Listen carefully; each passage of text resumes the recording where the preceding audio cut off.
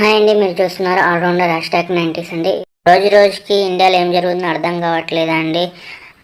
ఒక సైడ్ ఏమో ఆడవాళ్ళని చిన్నపిల్లల నుంచి పెద్ద పిల్లల దాకా రేప్ చేయడం, అబ్యూస్ చేయడం జరుగుతుంది. వేరే దేశస్తులు మన ఇండియా పైన అటాక్ చేయడం జరుగుతుంది. ఈ రోజు వచ్చేసి ఒక అబ్బాయిని నువ్వు చైనీస్ లాగున్నావు, చిక్కి చిక్కి అని అబ్యూస్ చేయడం జరిగింది, అటాక్ చేయడం జరిగింది. ఈ అబ్బాయి తన బ్రదర్తో బయటకు వెళ్ళడం జరిగిందండి.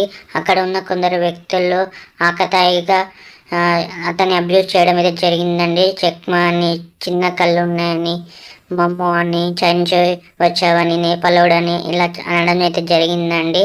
తర్వాత అతని పేరు Angel Chakma. North east Uttarakhand Tripura నుంచి ఈ అబ్బాయి MBA చదవడానికి వచ్చారండి ఉత్తరాఖండ్కి, డెహ్రాడూన్.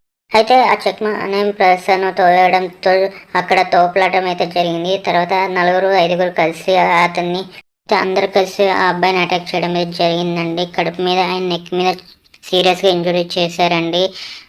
అయితే ఆ అబ్బాయి 17 days ఐసీలో ఉండి రీసెంట్గా 26 డిసెంబర్ నాడైతే మరణించడం జరిగిందండి. వాళ్ళు వినలేదండి, కంటిన్యూగా వాళ్ళు అబ్యూస్ చేయడం. ఇక్కడ ఆశ్చర్యమైన విషయం ఏంటంటే ఆ అబ్బాయి వాళ్ళ father army security force soldier అని చెప్పినా కూడా ఆ చెత్త విధవులు వినకుండా అటాక్ చేయడం అయితే జరిగింది. నార్త్ ఈస్ట్లో ఉన్న ప్రజలు ఈ సంగతి తెలిసి ధర్నాకైతే దిగడం జరిగింది ఫ్రెండ్స్. ఇలాంటి సిచ్యువేషన్స్ కూడా మన సౌత్ సైడ్ జరుగుతుంది ఫ్రెండ్స్. చైనా నుంచి వచ్చాడని, నార్త్ ఇండియన్ అని, సౌత్ ఇండియన్ అని ఇలా డిఫరెంట్గా అనడం, అబ్యూస్ చేయడం, వ్యక్తిగతంగా బాడీ షేమింగ్ చేయడం జరుగుతూ ఉంటుంది ఫ్రెండ్స్.